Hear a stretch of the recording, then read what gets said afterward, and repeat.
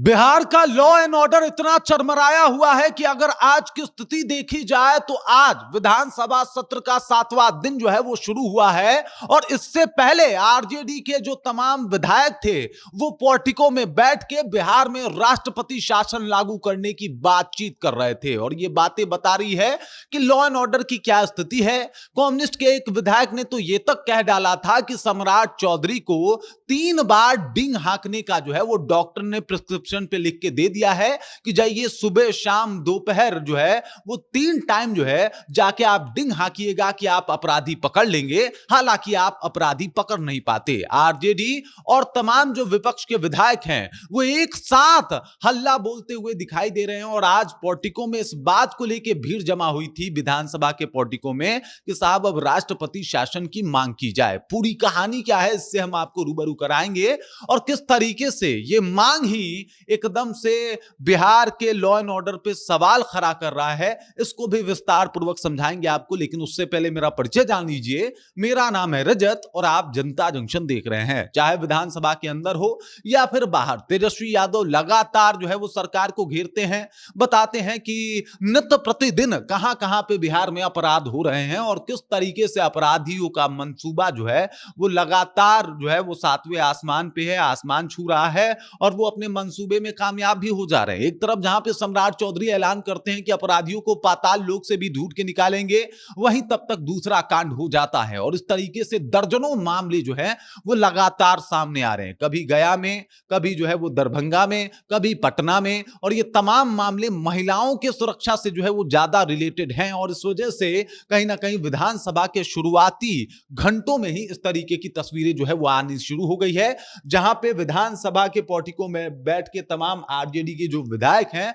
वो लगातार इस मुद्दे को उठा रहे हैं कि भाई स्थिति देख लीजिए क्या हाल हो रखा है बिहार में, जहां पे लॉ एंड ऑर्डर पूर्णतः ध्वस्त है। जब से सम्राट चौधरी गृह मंत्रालय संभाले हैं उसके बाद से उनके दावे अलग और अपराध अलग हैं। मतलब उनके दावों में भी कोई कमी नहीं है। लगातार जो है वो सम्राट चौधरी कह रहे हैं कि माफियाओं को छोड़ेंगे नहीं, अपराधियों को बख्शेंगे नहीं, तमाम लोगों को जेल में भेज देंगे, या तो वो बिहार छोड़ दें नहीं तो अपराध छोड़ दें। लेकिन अफसोस की बात यह है कि अपराध लगातार जो है वो चरम पे बढ़ रहा है और आज स्थिति ऐसी आ गई कि विपक्ष के तमाम नेता, आरजेडी के तमाम विधायक, सब के सब जो है वो विधानसभा के पोर्टिको में बैठ के विधानसभा सत्र शुरू होने से पहले ही इस बात की मांग रखने लगे कि बिहार में राष्ट्रपति शासन लागू कर दी जाए। अभी अपने आप में ही बहुत बड़ा जो है वो प्रश्न चिन्ह खड़ा कर रहा है। पहली बात ये कि अभी महज 2 महीने ही हुए हैं ठीक से इस सरकार को बने हुए, नई नवेली सरकार है। हालांकि इससे पहले भी एनडीए की सरकार थी, लेकिन फुल फ्लेज में भाजपा अब इस बार खेल रहा है सामने से आके।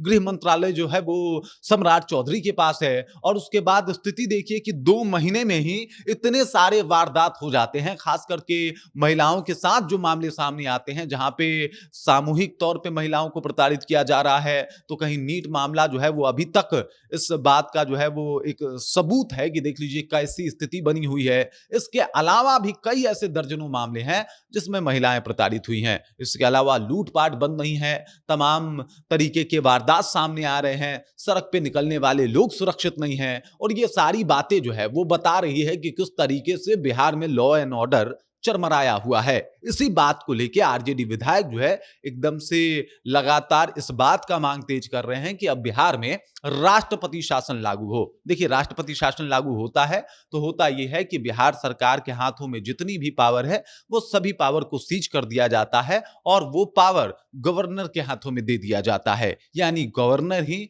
अब वहां की विधि व्यवस्था को देखता है, उसी को राष्ट्रपति शासन जो है वो कहा जाता है। और राष्ट्रपति शासन तब लागू होता है जब गवर्नर एक लिखित तौर पे आवेदन राष्ट्रपति को भेजता है और राष्ट्रपति उसकी मंजूरी देता है। तो ये तमाम प्रक्रिया होती है। हालांकि इसके आसार तो बहुत कम है, लेकिन लगातार ये मांग कहीं ना कहीं बिहार की सुरक्षा व्यवस्था के ऊपर प्रश्न चिन्ह खड़ा कर रहा है। बाकी इस खबर, इस जानकारी को लेकर आप क्या सोचते हैं, आपके जहन में क्या कुछ चल रहा है, कमेंट कीजिए, अपना विचार हम तक पहुंचा दीजिए। बाकी आप देख रहे हैं जनता जंक्शन और मेरा नाम रजत है।